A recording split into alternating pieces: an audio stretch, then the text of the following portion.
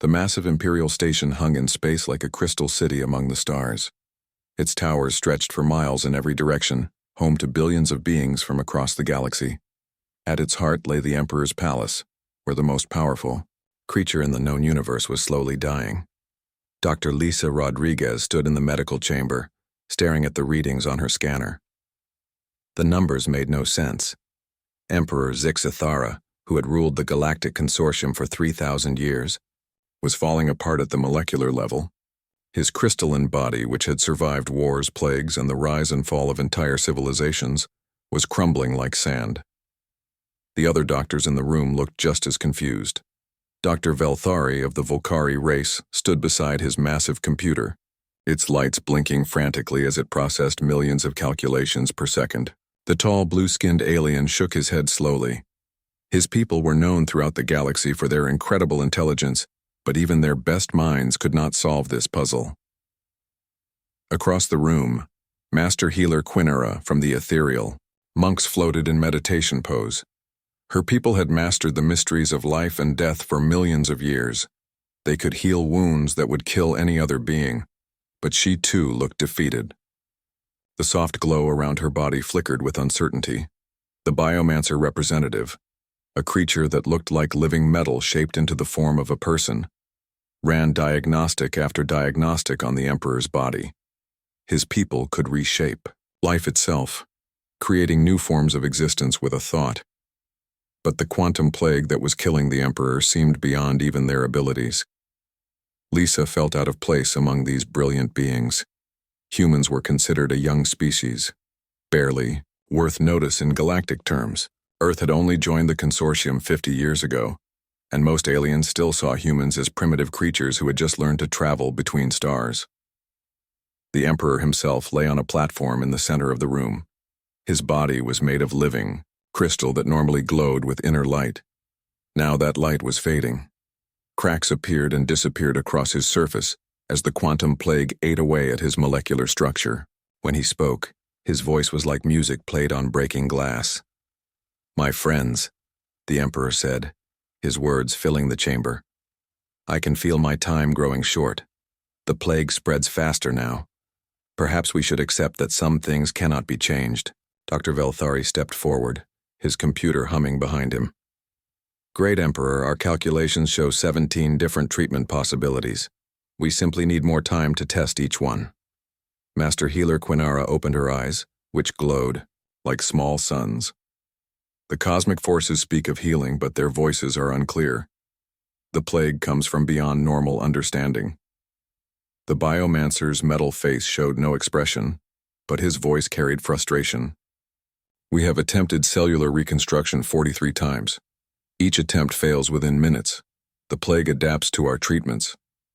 Lisa looked at her simple medical scanner, feeling embarrassed by its basic design compared to the advanced technology around her. But something in the readings bothered her.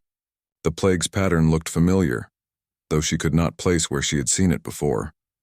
The Emperor's body flickered, the cracks spreading wider for a moment before stabilizing again. "I have made a decision," he announced. "I will send word across the galaxy.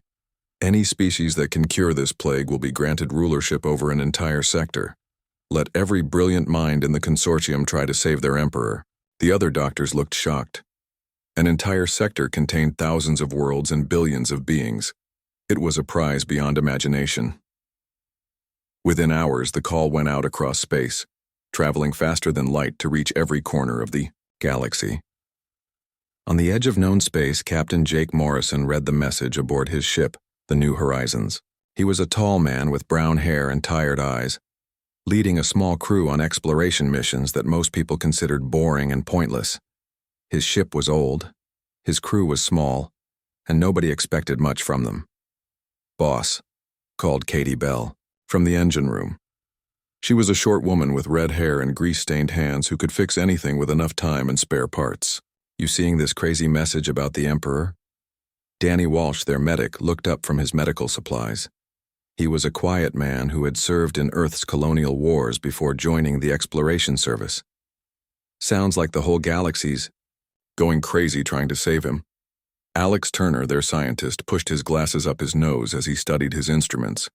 He was young and eager, always looking for new discoveries among the stars.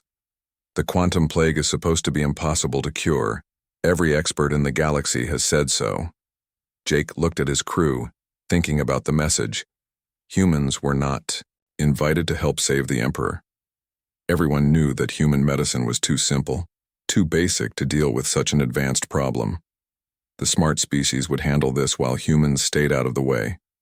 But Jake had learned something during his years in space. Sometimes being smart was not enough. Sometimes you needed to be stubborn to keep trying when everyone else gave up. Humans were very good at being stubborn. "Set course for Imperial Station," Jake ordered. "Full speed." Katie laughed from the engine room. "You sure about this, boss?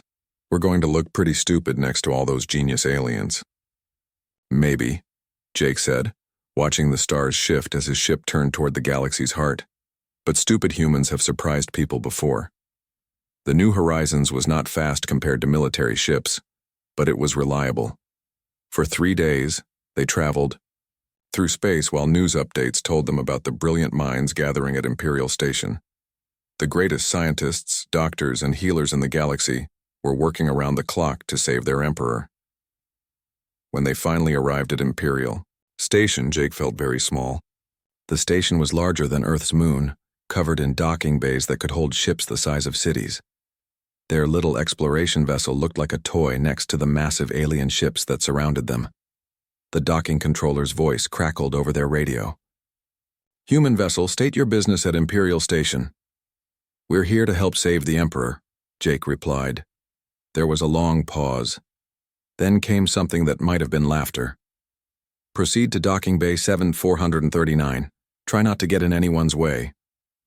They flew through the station's corridors. Jake saw ships from every major species in the galaxy. The Volcari had brought vessels that looked like flying computers. The ethereal monks traveled in ships that seemed to be made of light itself. The biomancers piloted craft that appeared to be alive, breathing and moving like great space animals. When they finally docked, Jake gathered his crew. "Remember, we're not here to prove we're smart," he told them. "We're here because someone is dying, and that's reason enough to try." They walked into Imperial Station knowing that the entire galaxy was watching, waiting to see if humans could do anything more than embarrass themselves.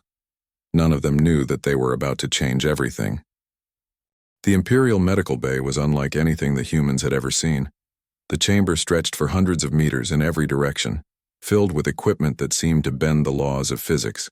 Floating screens showed data in languages that hurt to look at. Machines hummed with power that could level mountains. The air itself seemed to shimmer with advanced technology. Dr. Lisa Rodriguez found herself pushed to one corner of the vast room. The other species had claimed the best positions, surrounding the Emperor's platform with their incredible devices. She felt like a child trying to help adults fix a broken star. The Cerebral Collective had arrived during the night. These beings had no physical bodies, existing as pure thought contained within energy fields. Their calculations filled the air around them with mathematical formulas that changed faster than eyes could follow. They spoke in harmonics that made normal voices sound like whispers.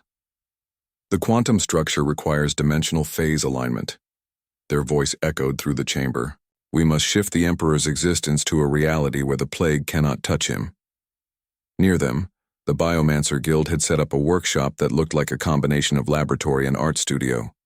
Their leader, who called himself Designer, Prime, was growing new organs in glass containers. Each one glowed with different colors as he tested various biological solutions. "Life can be rebuilt," Designer Prime announced to anyone who would listen. "We will create a new body for the Emperor, one immune to all disease. His consciousness will transfer seamlessly." The machine synthesis occupied an entire section of the medical bay. Dozens of artificial intelligences worked in perfect coordination, their mechanical bodies moving like a choreographed dance. Their leader was an old robot called Logic Core 1, whose metal head held a brain more complex than most planets. "Probability analysis shows 847 potential solutions," Logic Core 1 stated in a voice like grinding gears. We will test each one in sequence until success is achieved. Estimated time, 14 hours, 37 minutes. Dr. Rodriguez watched. These incredible beings work and felt completely useless. Her medical bag contained simple tools, scanners, medicines, and surgical instruments that looked ancient compared to the technology around her. She had trained on Earth and served in human colonies, but nothing had prepared her for this. That's when Captain Jake Morrison found her. He looked as out of place as she felt, standing in his simple uniform while aliens who could reshape reality worked around them. "Dr. Rodriguez," Jake said quietly. "My crew and I could use some medical expertise. Would you mind working with us?" Regier looked around the vast chamber, seeing how the other species barely noticed her existence. "I don't think I'm much help here. These beings can do things I can't even understand." "Maybe," Jake said. "But you understand medicine, and right now that's what the Emperor needs." Jake led her to a small supply room that his crew had converted into a makeshift laboratory. Katie Bell had somehow managed to wire her equipment into the station's power grid. Danny Walsh was setting up his medical supplies on a metal table. Alex Turner was studying readings on a screen that flickered with basic human technology. "It's not much," Jake admitted, looking around their tiny workspace. "But it's ours." Katie looked up from her tools, wiping grease from her hands. "I've been listening to the station's communication systems. Want to know something interesting? All these genius aliens are trying to solve the wrong problem." "What do you mean?" Dr. Rodriguez asked. "They're all focused on curing the plague," Katie explained. But Danny here asked a better question. "Why is the Emperor sick in the first place?" Danny nodded, his quiet voice steady and calm. "In the war, I saw a lot of strange diseases. Some were natural, but others were weapons. This quantum plague, it's too specific, too targeted. It's like it was designed to kill the Emperor." Alex pushed his glasses up his nose, excitement building in his voice. "I've been analyzing the plague's structure with our basic scanners. Look at this pattern." He showed them a simple graph on his screen. The lines looked chaotic at first, but there was something underneath the chaos, a rhythm that repeated itself. "The plague isn't random," Alex continued. "It's following a specific sequence, like it's being guided by something." Dr. Rodriguez felt a chill run down her spine. "You think someone is controlling it?" "I think someone created it," Danny said, simply. "And they're here, pretending to help while making sure the Emperor dies." Around them, the great minds of the galaxy continued their work. The Cerebral Collective had begun opening doorways to other dimensions, searching for a reality where the Emperor was healthy. The Biomancer Guild was growing increasingly complex organisms, each one designed to fight the plague.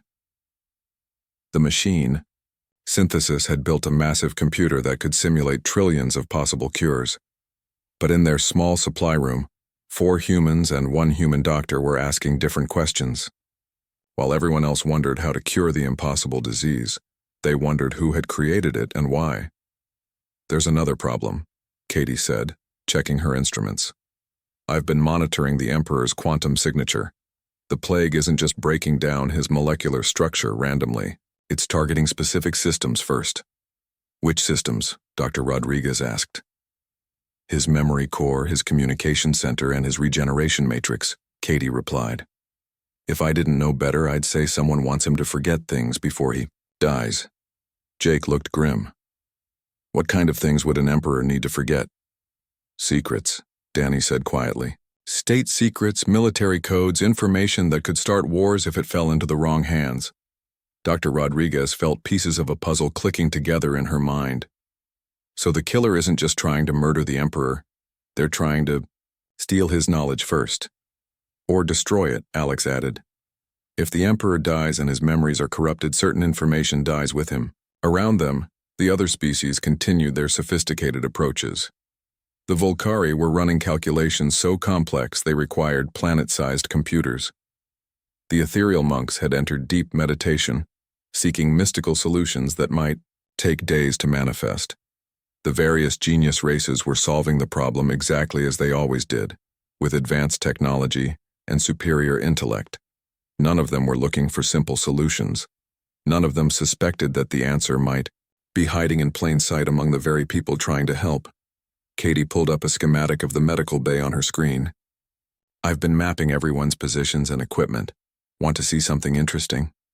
The display showed the locations of all the different species and their devices. At first it looked random, but Katie highlighted certain patterns. "Look, at the energy signatures," she said. "Most of the equipment is generating interference, which is normal, but this one device is doing something different." She pointed to a section where the Volcari had set up their computer systems. "That machine isn't just calculating, it's transmitting a very low-level signal." Dr. Rodriguez studied the pattern. "Transmitting to what?" "That's what we need to find out," Jake said. "Alex, can you track that signal without alerting anyone?" Alex nodded, his fingers moving over his simple control panel. "It'll take some time with our basic equipment, but I can do it." While the young scientist worked, the others planned their next move. They couldn't accuse anyone without proof, especially not members of the powerful Volcari race. But if someone was controlling the plague, they had to be stopped before the Emperor died. Outside their small room, time was running out. The Emperor's condition was getting worse, his crystalline body flickering like a dying star. The greatest minds in the galaxy worked frantically to save him, unaware that the solution might require the simplest approach of all. In their converted supply closet, 4 humans and a human doctor prepared to do what they did best: solve problems that everyone else thought were impossible. Time was running out faster than anyone expected. The Emperor's crystalline body now flickered constantly, like a light bulb about to burn out. Cracks appeared across his surface every few minutes, and each time they took longer to heal. Dr. Rodriguez could see the fear in the eyes of even the most advanced alien species. The ethereal monks had given up their meditation. Master healer Quinara floated near the Emperor's platform, her normally bright aura dim with exhaustion. "The cosmic forces grow silent," she whispered. "I can no longer hear their guidance." The Volcari computers were overheating from processing impossible calculations. Dr. Velthari stood beside his massive machine, sweat beading on his blue skin as cooling systems struggled to keep up. "The mathematical complexity exceeds our processing capacity," he admitted. "We need more time." The machine synthesis had reached the same conclusion. Logic Core 1's mechanical voice carried something that almost sounded like frustration. "All 847 solutions have been tested. Probability of success with current methods, 0.001%. Even the cerebral collective, beings of pure thought who considered themselves beyond physical limitations, were struggling. Their energy fields flickered with uncertainty as they tried to explain their failure. The plague exists in quantum states we cannot access.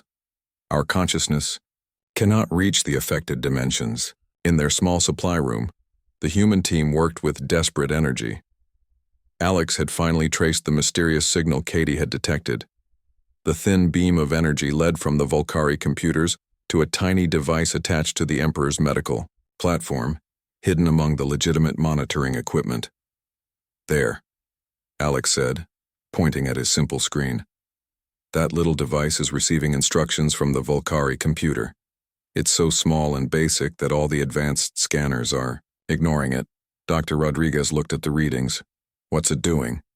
"Best guess? It's acting like a targeting system for the plague," Danny said, studying the medical data. "Like a beacon guiding the disease to specific parts of the Emperor's body." Katie was already pulling up schematics on her equipment. "If we can remove that device, the plague might stop following its programmed attack pattern. But we'll need to be careful.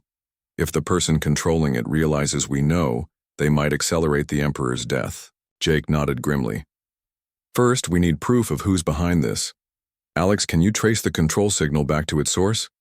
The young scientist's fingers moved across his controls. "Already working on it. The signal is encrypted, but it's using basic quantum frequencies. Give me a few more minutes." While Alex worked, Dr. Rodriguez found herself thinking about the plague itself. Everyone was trying to cure it using advanced technology, but what if they were approaching it wrong?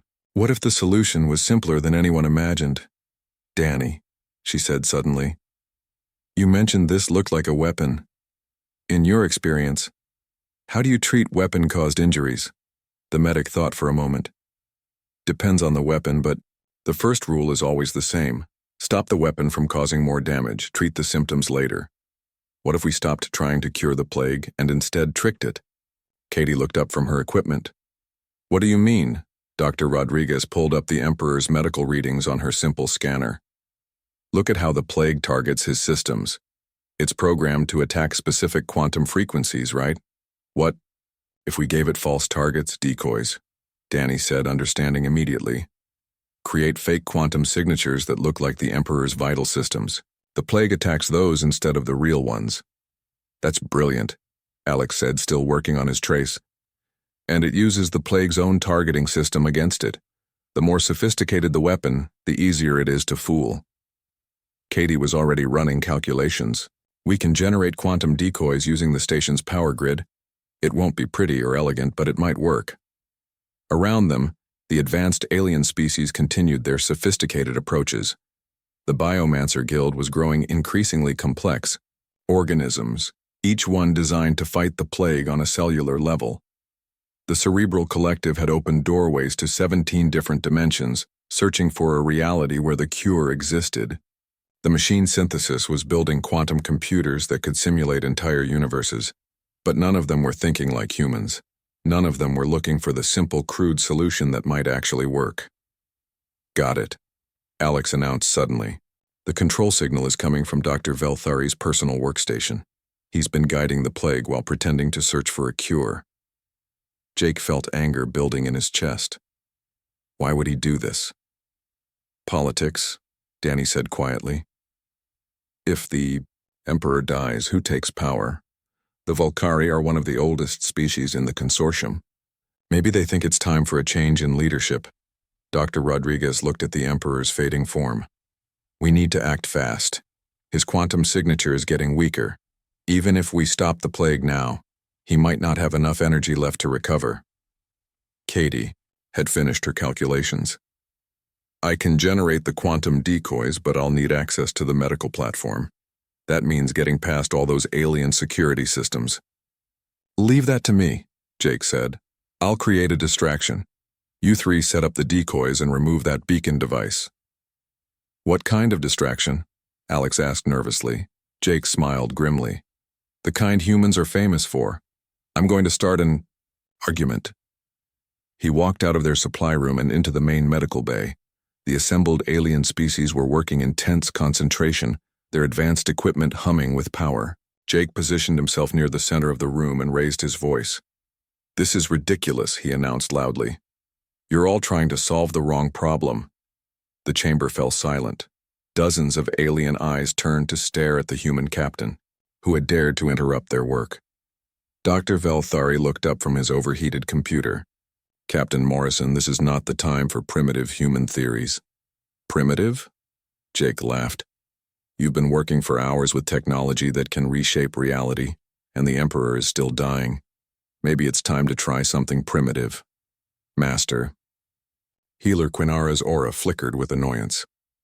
Human medicine is centuries behind our knowledge.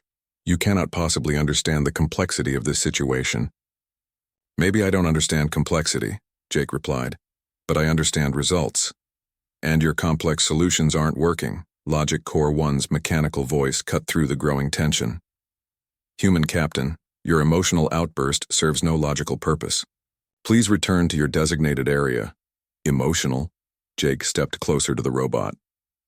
You call it emotional to point out that all your logic has failed? The Emperor is dying while you run calculations. Behind the growing crowd of arguing aliens, his team moved quietly toward the medical platform.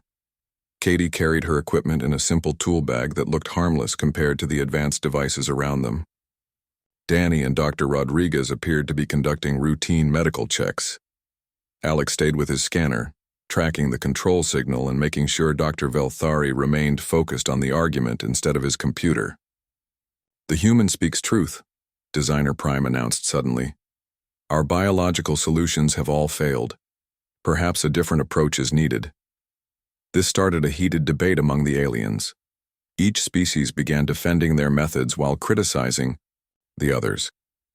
The Cerebral Collective insisted that dimensional analysis was the only logical approach. The Biomancer Guild argued that biological reconstruction was superior. The machine synthesis calculated the probability that any organic solution could succeed. In the chaos of voices and conflashing theories, Katie reached the Emperor's platform. Her hands moved quickly and quietly, attaching her crude quantum generators to the station's power grid. They looked like toys compared to the advanced alien equipment, but they worked.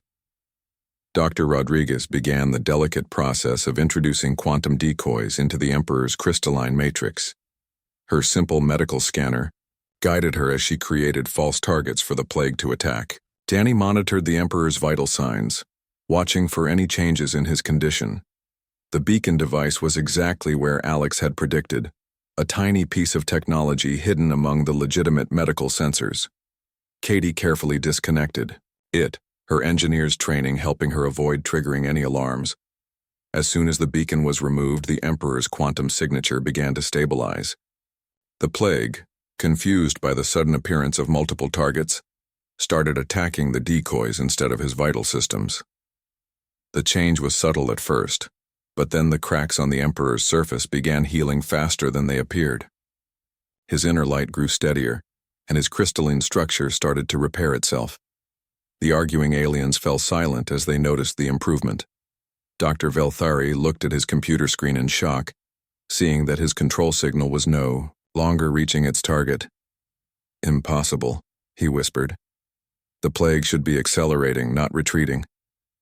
Jake smiled as he saw his team's success. Maybe the impossible just needed a human touch. The improvement in the Emperor's condition was unmistakable, but Dr. Velthari was not giving up easily. His blue skin had turned pale as he realized his control over the plague was slipping away.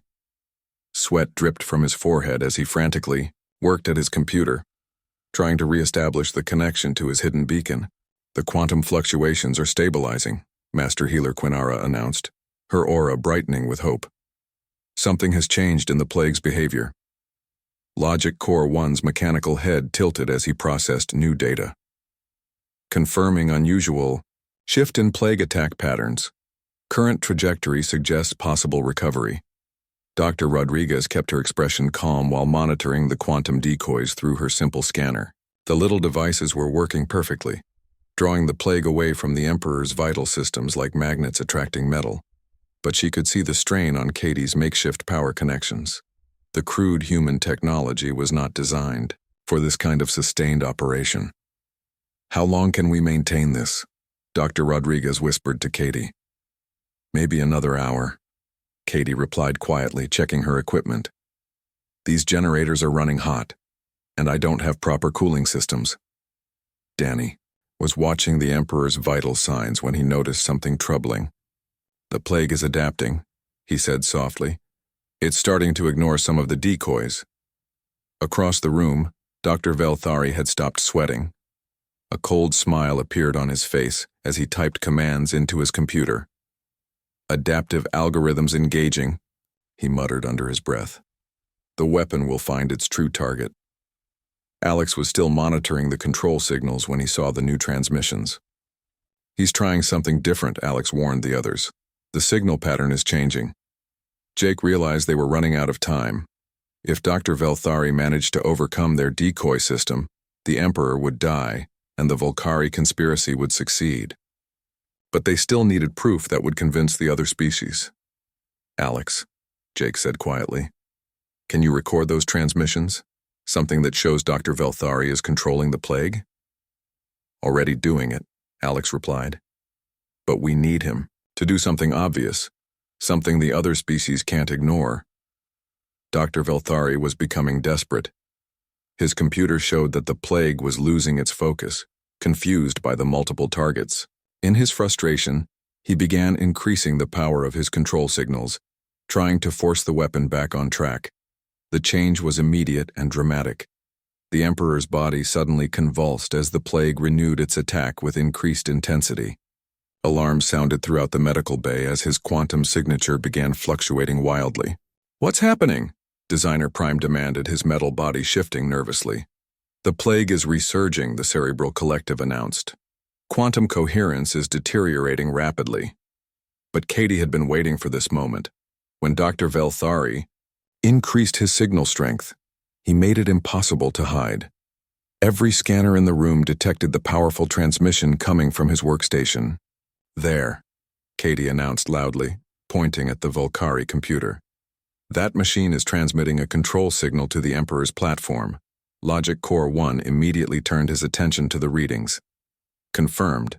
Active transmission detected from Volcari workstation to medical platform. Signal strength, high. Purpose, unknown. Dr. Velthari tried to shut down his computer, but it was too late. Alex had already recorded everything, and the evidence was clear to anyone who looked at the data. Impossible, Dr. Velthari protested. My computer is searching for a cure, not transmitting anything harmful. Jake stepped forward, his voice carrying the authority of someone who had seen enough lies in his lifetime. Then you won't mind if we examine your computer and that signal you're sending? Master Healer Quinara floated closer, her aura now pulsing with anger. If the Volcari have been deceiving us, if they have been causing the Emperor's suffering, the evidence is clear, the Cerebral Collective announced. The transmission pattern matches the plague's attack sequence. Probability of coincidence, less than 0.01%. Dr. Velthari looked around the room, seeing the growing suspicion in every alien face. His shoulders slumped as he realized his plan had failed. You don't understand, he said desperately. The Emperor has ruled for too long. The galaxy needs change, needs fresh leadership. So you decided to murder him? Danny asked, his medic's training making him particularly disgusted by the abuse of medical knowledge. Not murder, Dr. Velthari insisted. Revolution. The Volcari have served faithfully for centuries, but we've never been allowed to lead. The Emperor favors the newer species, gives them positions that should belong to the founding races. Designer Prime's metal face showed no expression, but his voice carried contempt. You speak of service while attempting regicide. The Biomancer. Guild will remember this betrayal. Dr. Velthari realized his political justifications were falling on deaf ears. In desperation, he reached for his computer controls one final time. If I cannot rule, he snarled, then no one will. He began entering commands that would overload the plague with energy, causing it to consume the Emperor's body in minutes, instead of hours. But he had forgotten about the human team. Katie had been watching his every move. The moment his fingers touched the controls, she activated an electromagnetic pulse from her improvised equipment. The crude but effective burst of energy fried Dr. Velthari's computer systems, cutting off his connection to the plague entirely. No! Dr. Velthari screamed as his screens went dark. You primitive humans have ruined everything. Without the control signal guiding it, the plague immediately began losing coherence. The quantum decoys that Dr. Rodriguez had created became even more effective, drawing the confused weapon away from the Emperor's vital systems. The Emperor's crystalline body began to glow brighter as his natural healing processes reasserted themselves. The cracks in his surface sealed permanently, and his inner light grew steady and strong. Vital signs stabilizing, Danny announced, unable to keep the excitement out of his voice. Whatever was controlling the plague, it's completely disconnected. Now, Logic Core 1 processed the new data with mechanical precision. Emperor's quantum coherence has returned to normal parameters. Plague activity decreasing to negligible levels. Probability of full recovery, 97.3%. The Cerebral Collective's energy fields brightened with what might have been relief. The dimensional disturbances are fading. The Emperor's quantum signature is stronger than it has been in decades. Master Healer Quinara's aura pulsed with joy as she felt the cosmic forces singing with harmony once again. The healing is complete. The Emperor will live. Dr. Velthari was dragged away by station security, still protesting that the Volcari deserved to rule the galaxy. His conspiracy had failed completely, exposed by the simple human approach of looking for the obvious solution that everyone else had missed. As the immediate crisis passed, the assembled alien species began to realize what had happened. The humans, considered primitive and irrelevant, had succeeded where the galaxy's greatest minds had failed. They had saved the Emperor using basic technology and simple thinking. The Emperor himself began to stir, his voice growing stronger as his body healed. "What happened?" he asked, looking around the medical bay with confusion. Jake stepped forward, his simple human uniform looking somehow more dignified than the advanced equipment surrounding him. "Someone tried to kill you, Your Imperial Majesty, but they forgot that humans don't give up easily." The Emperor's crystalline eyes focused on the human captain, and for the first time in hours, he smiled. "It seems I owe my life to the most unexpected saviors." As word of the successful treatment spread throughout the station, the humans found themselves at the center of a galactic shift in perspective. The species that had dismissed them as primitive were now asking how such simple methods had succeeded, where advanced technology had failed. But Jake knew the real test was still to come. Saving the Emperor was only the beginning. Now they had to deal with the political consequences of exposing the Volcari conspiracy and figure out what the galaxy would look like with humanity no longer considered a minor species. 3 days after the crisis, Emperor Zixathara stood before the assembled representatives of 1,000 worlds in the Grand Council chamber. His crystalline body glowed brighter than it had in centuries, the quantum plague not only cured, but somehow having strengthened his molecular structure. The simple human treatment had worked better than anyone could have imagined. The chamber buzzed with tension as species from across the galaxy waited to hear how the Emperor would respond to the Volcari conspiracy. Dr. Velthari and 17. Other conspirators sat in containment fields, their plot to overthrow the government exposed for all to see. Jake Morrison stood with his crew in a place of honor near the Emperor's platform, still feeling uncomfortable with all the attention. Around them, the alien species that had once dismissed humans as primitive now watched with something approaching respect. "Citizens of the Consortium," the Emperor began, his voice carrying to every corner of the vast chamber.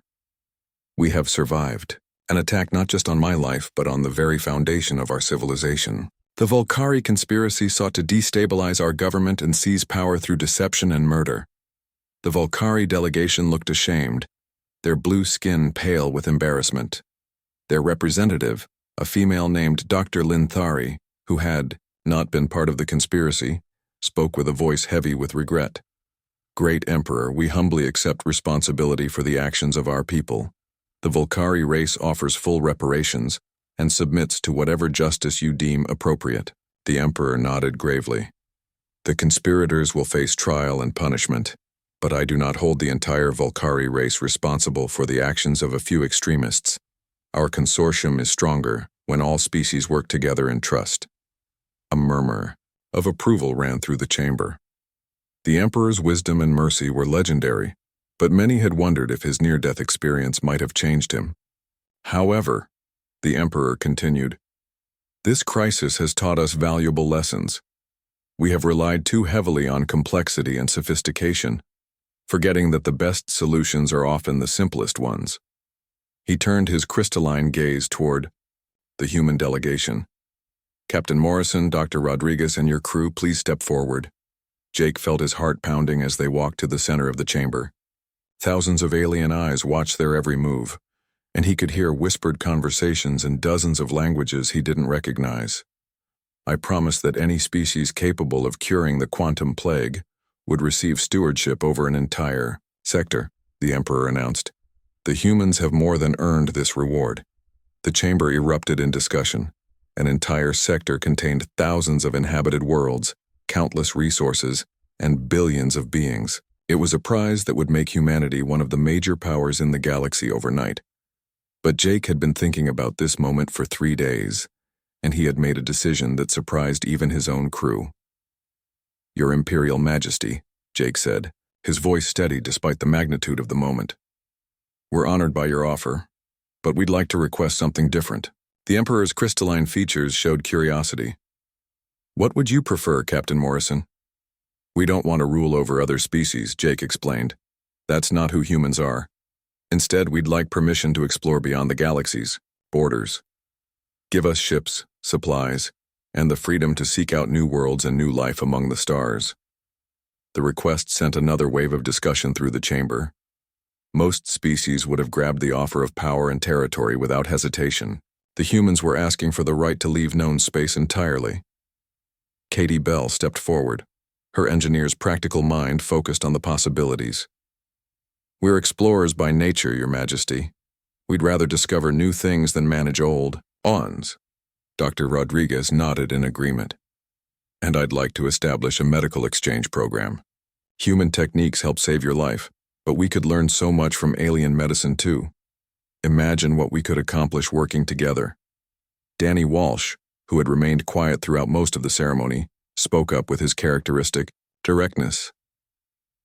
"The galaxy's big enough for everyone to find their place. We just want to help make it bigger." Alex Turner pushed his glasses up his nose, excitement building in his voice. "Think of all the knowledge waiting to be discovered out there. New physics, new life forms, new ways of understanding the universe." The Emperor was silent for a long moment, considering their unusual request. Finally, he spoke with something that might have been amusement in his crystalline voice. "In 3,000 years of rule, no species has ever asked for the right to leave my territory. Most spend their time trying to gain more power within it." Logic Core 1's mechanical voice added to the discussion. "Human behavior patterns remain highly unpredictable. This request confirms previous observations about their unique approach to problem-solving." Master Healer Quinara floated closer, her aura bright with understanding. "They seek knowledge over power, discovery over dominion. The cosmic forces speak favorably of such intentions." Designer Prime's metal features showed what might have been approval. "The Biomancer Guild has observed human adaptability. They would likely thrive in unknown environments where other species might fail." The Emperor raised one crystalline hand, and the chamber fell silent. "Your request is granted, Captain Morrison.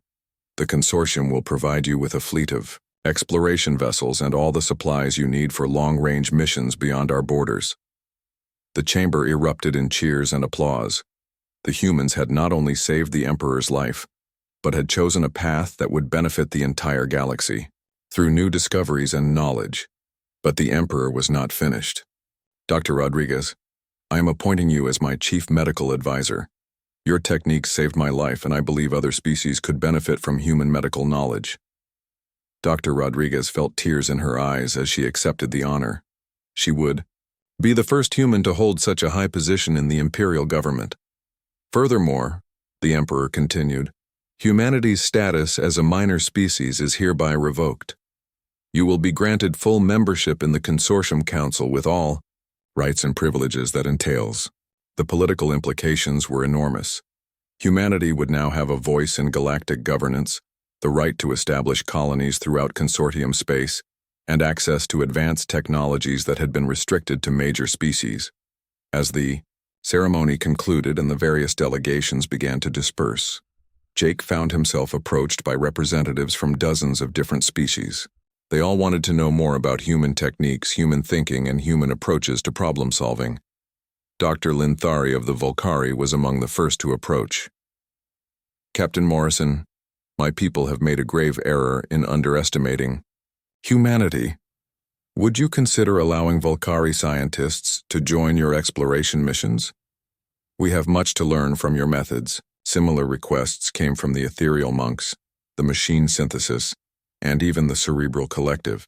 Species that had once considered humans too primitive to notice were now eager to work alongside them. 3 months later, Jake stood on the bridge of his new flagship, watching as the last stars of the consortium faded behind them. The New Horizons had been replaced by the Pathfinder, a massive exploration vessel equipped with the best technology the galaxy could provide. His crew had grown to include beings from a dozen different species, all eager to learn human techniques of exploration and discovery. Katie Bell worked alongside Volcari engineers, sharing her practical approach to problem-solving. Danny Walsh trained alien medics in human battlefield medicine. Alex Turner collaborated with the galaxy's greatest scientists, bringing his uniquely human perspective to their research. Dr. Rodriguez remained at Imperial Station, where her medical exchange program was already showing remarkable results. Human techniques were being adapted for alien physiology, while human doctors learned advanced alien treatments. The combination was revolutionizing medical care throughout the galaxy. The phrase, "when the Emperor's life was on the line, only humans increased," had become a popular saying across consortium space, used whenever someone accomplished the impossible through determination and unconventional thinking. As the Pathfinder entered the space between galaxies, Jake reflected on how much had changed. Humanity had gone from being ignored to being respected, from being considered primitive to being sought out for their unique abilities. But the most important change was in how other species approached problems. The human example had shown them that sometimes the best solution was the simplest one, that persistence could overcome sophistication, and that asking different questions could lead to better answers. Behind them, the galaxy continued to benefit from human influence. Trade routes established by human explorers connected distant species. Human medical techniques saved lives across 1,000 worlds. Human engineering solutions solved problems that had puzzled alien minds for centuries. And ahead of them lay the unknown, vast expanses of space filled with new worlds and new possibilities. Jake smiled as he gave the order to increase speed, knowing that wherever they went, they would carry with them the most important human trait of all: the refusal to give up when faced with the impossible. The universe was a very large place, and humanity had only just begun to explore it.